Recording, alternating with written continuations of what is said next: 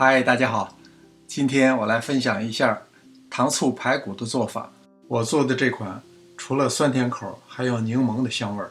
把排骨切小一点，更容易入味儿。排骨的用量是1500克，先要凉水下锅焯一下水。这一步是去腥、去血水、去骨的渣子。排骨非常新鲜，所以这时我不放调料。2汤匙白糖，3个半汤匙香醋，2汤匙生抽，1汤匙老抽，1汤匙料酒，半个柠檬。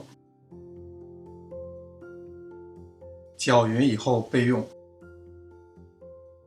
这时候排骨已经开了，煮5分钟以后捞出清洗干净，并且要控干水分。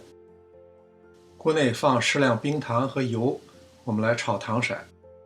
最好用中火，不用大火，这样容易控制。一般呈枣红色，出现小泡的时候就可以了。但是要注意一点，火候不够问题不大，如果糊了就发苦，没法吃了。把沥干水分的排骨倒入拌匀，这时候排骨如果有水就会爆。加入葱姜炒香，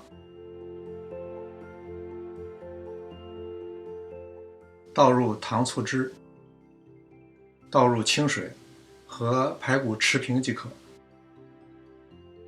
盖上盖，中火焖40分钟。